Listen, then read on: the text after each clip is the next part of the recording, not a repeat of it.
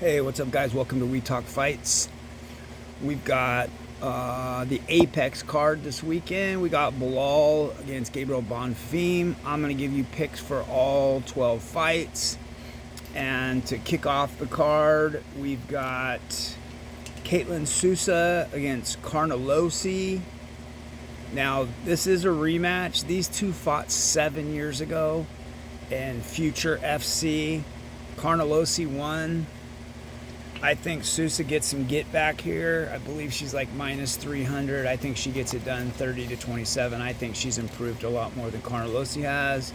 And I think she gets it done with a unanimous decision. Some of these prelims, these girl fights, guys, I'm not going to give you all kinds of stats and breakdowns. I'm just going to give you picks and what it is. Next, we've got Chavez versus Dubin, Genesee Dubin. I think Chavez wins it. I think she's like minus 400 or even more, and I think she wins a decision 30-27. All right, next we've got Joe Anderson Brito against Jordan Levitt. Joe Anderson is 18-5-1. Jordan Levitt is 13-3. Jordan Levitt is 6-3 in the UFC, and when he came into the UFC, he was an undefeated fighter. He was 7-0. They're both 31 years old, and nothing really stands out. I mean, as far as size, reach, one is different in reach. Brito's got he's a 72-inch reach. Levitt's 71. The Monkey King is definitely grappling dominant. I think 15 minutes on the feet, Brito wins this fight. 15 minutes on the ground or more control time, and Levitt wins the fight. Their last 5, they're both 3-2.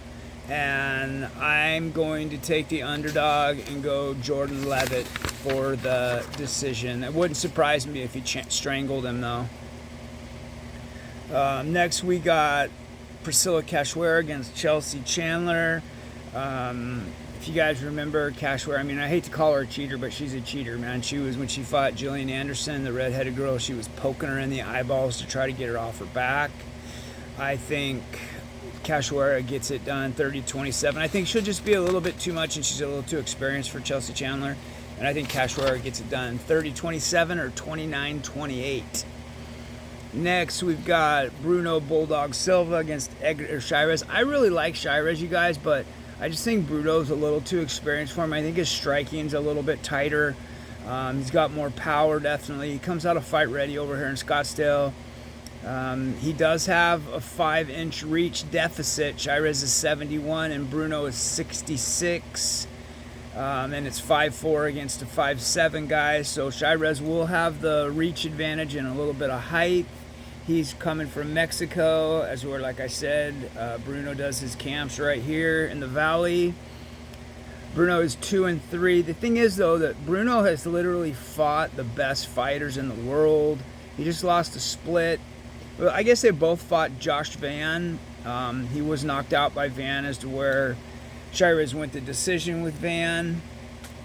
Last 5, he's 3-1, and he had a no contest. And then last 5 for Bruno is 2-3. Keep it for me. Okay. I'm coming. Okay, together. Well, you can just take them and put them on your bill. You want to? The next day. You can take them and add them on your bill if you want. It's okay? Yeah. Take it? Yeah. So you're at How much is it? $8.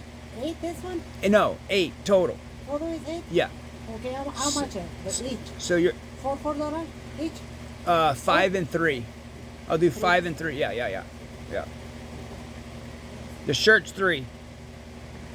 Okay, let's see what else we got here that stands out to me. Bruno is ranked 16th. I think Bruno gets it done. Chairez is tough, man. I don't think Bruno gets a finish here. I think Bruno wins a decision. I can see him winning at 30-27. Dominant fight. All right, next we got my boy Marcus McGee fighting John Giannis. I mean, there's a lot of things that stand out here to me, guys. The last fight Marcus fought was Peter Yan. The last fight that John Giannis fought was a newcomer, Jamie Siraj. Let's see. You've got a number 12, a top 15 fighter fighting somebody that's ranked 67th. I think this is just a paycheck for Marcus. I think Marcus gets it done. Let's see, what else do I got here? Oh, Giannis was choked out by Austin Bashi. Now, Bashi's grappling might be as good as Marcus's, but Marcus is head and shoulders a better fighter than Austin Bashi. I think he finishes Giannis however he wants. I think he can finish him with strikes. I think he can finish him with grappling. But I just think this is, like we say, there's levels to this shit. And he's head and shoulders above John Giannis. Marcus McGee, however he wants to finish. 21. Okay. Yes? Thank you. 30 and 8, 21. Exactly. Yep. I'll put you down for 21. Just for the Okay. Okay. Today I don't have a time. Okay. Thank you. Have a good weekend. Okay, next we got Matt Schnell against Alexander Costa. Matt's taking this on short notice. He's 17-10. We've definitely seen the best of Matt Schnell. Okay? Matt Schnell. Alexander Costa is 15-5. I mean, I think we saw a little rough patch from him. I think he had some injuries. He is coming off a win. Schnell's coming off a loss. Their last 5, Schnell is 1-4. Costa is 3-2. I mean, this is at a catch weight. I think they both weighed in at like 120, 129 and change. It's a catch weight at 130. Honestly, I mean, they all have puncher's chance, right? But besides that, I really don't see a route to victory for Schnell. I wouldn't be surprised if, you know what? Let me say this. I'll be surprised if Costa doesn't finish Matt Schnell. So I think he might even be the biggest favorite on the card. Don't quote me on that, but I think he's like -7, 800, something like that. I'm going to go Costa by finish. All right. Now, this next guy, this kid from Poland, Iwo Baraneski, he's 8-0, and I think it's all 8-round, first-round finishes in all 8 of his fights. He's 2-0 in the UFC. Before he came in the UFC, he was 6-0. He's fighting Junior Taffa, 7-5. Taffa's 3-5 in the UFC. Taffa's reach is 75 inches, and Baraneski, I mean, he always seems like he's so much shorter than his opponents, but his reach is only 1.5 inches shorter. Now, that's both arms stretched out, right? So it's only 3/4 of an inch, a little bit less on each arm. So it's really, really irrelevant. Taffa can't grapple, you guys. I mean, Iwo flatlines all of his opponents, but I mean, his safe route to victory here is just to take him down and submit him. Iwo by however he chooses in round 1. I would say within 2 or 3. He's a fast starter too. 2 or 3 minutes, Taffa is done, unconscious. All right. I think I'm going against the grain here. Next, we've got Bryce Mitchell against Santiago Luna. Luna is 8-0. He's that 21-year-old kid from Mexico. Bryce Mitchell is 18-3. Bryce is 31 years old. Santiago Luna is 21 years old. Bryce is ranked 24 in the bantamweight division, and Santiago Luna is 41. They're both coming off wins. Bryce is predominantly a grappler, as to where Luna is more a boxer, right? But what a lot of people don't know is he was going to, before he went to the UFC, he was going to come wrestle at ASU. So he's got that wrestling background. I think he'll have those good defensive wrestling hips to keep it on the feet. I think he pieces Bryce up. He is taking this on short notice, but I saw today he made weight. The reason I dropped these videos on Friday, guys, is because I like to see him on the scale. I like to see what they look like on the scale, how drawn out they look, how sucked up they look. He looked fine on the scale. Bryce coming down from 45. I think this is his second fight down from 45. You know, the more weight that you drop, the chinnier you get. I'm not saying Bryce is chinny, but the more you drop, the chinnier you get. This youngster has good hands, and I think Bryce has a hard time getting it to the ground. Wouldn't surprise me if Luna finishes him. I'm taking Santiago Luna to beat Bryce Mitchell. Okay, next we have Faraz Ziam against Tom the Big Train Nolan. They're both 28 years old. Faraz Frost has a 75-inch reach, and he is 6 foot compared to a 73-inch reach. 2 inches shorter, but he's 3 inches taller, Tom Nolan is. He's 6'3". They're both coming off wins. One thing that really stands out to me is the coaching here, guys, just because Frost is training with training with Gaethje in Colorado under Trevor Whitman, and Trevor he's a genius when it comes to striking. The last 5 fights, we got a 9-1 here, guys. Frost is on a 5-fight win streak. He's a 5-0 in the last 5. Nolan is 4-1. Strength of schedule is 31-12, which means Frost has fought tougher fighters. This is a huge step up for the big train. He's never fought anybody like Ziam, and I just think working with Trevor, I think Ziam is going to be too much for him. He's fought a lot tougher opponents. Ziam has. I think Ziam gets it done. It wouldn't surprise me if it's 30-27, or, I mean, maybe Nolan squeaks one out, but I just don't see it. I'm going to call it 30-27 for Ziam. I don't think he gets a finish, but we'll see. All right, next, we have the co-main event. We've got Brendan Allen against Edmen Shabazian. We've got Killcliff against Extreme Couture. I don't see any wear and tear on any of these fighters. We've got basically grappler against kickboxer. Edmund's saying, wait till you see my grappling. He's not as good as grappler as Brendan Allen. This stays on the feet. Can Edmund catch him? If it goes to the ground and the amount of control time, I think with enough time, if he's dry, if Brendan gets him to the ground, he can sub him. I think if they become sweaty and slippery later in the second and third round, I think Edmund will be able to maybe slip out of some subs.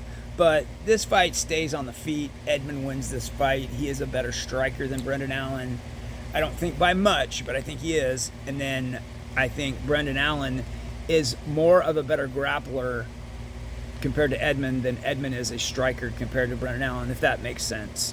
Now, they say that Extreme Couture has Brendan's number. He's lost to Chris Curtis. He's lost to Strickland. We're going to see if he loses again to Edmen Shabazian. I don't think he does. It wouldn't surprise me if he subs him, but I could see a 30-27 or maybe even 29-28. Maybe Edmund wins the first round, squeaks it out with some strikes. Brendan eventually gets to the ground. A lot of control time. I got Brendan Allen. I'll go 29-28. Brendan Allen. All right, next we have the main event.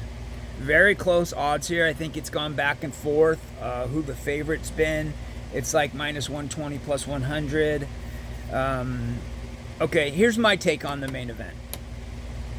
Bonfim is 19-1.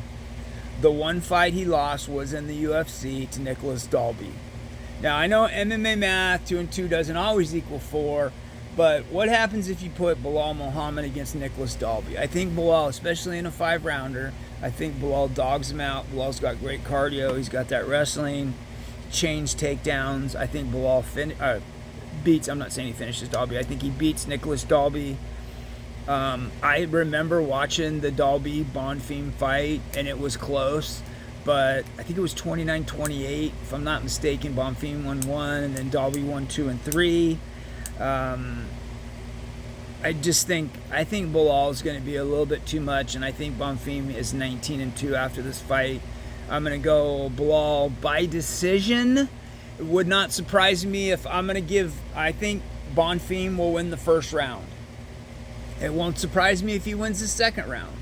And then I think as we start to get into 3 and then the championship rounds, I think Bilal takes over, wins 3, 4, and 5. I could see it 48, 47, maybe even one judge's scorecard has it 49, 46. I'm going to go Bilal by decision for the victory. You guys, if you're going to, first of all, if you like my content, if you like my picks, if you like my breakdowns, just do me a favor. Hit that like, hit that subscribe, hit that notifications bell so you get the notification when my new videos come out. I drop one for every UFC fight card, and then I've been dropping some Muay Thai sparring rounds that I do. I'm going to start dropping Jiu-Jitsu rounds, no gi. I'm going to start concentrating back to Jiu-Jitsu from Muay Thai, possibly a kickboxing class here and there, some bag work, stuff like that. But just do me a favor, hit the subscription, like, notification. If you're going to bet, guys, don't bet more than you can afford to lose. You know, it's interesting, it makes it a little funner if you got a little $5-10 parlay, something like that, but don't go crazy. If you can bet $100 and you don't care about the $100 and you can afford to lose $100, that's fine, but don't be betting your utility money and stuff like that. It's just dumb. It's not worth the risk. And even Chat GBT and Meta AI has said that MMA is the hardest sport in the world to wager on. So take that into consideration. Just use this as a little fun experience. Have fun watching the fights. Muhammad, Bonfim, UFC Apex. Remember, small cage. Take that into consideration. All right, let's go.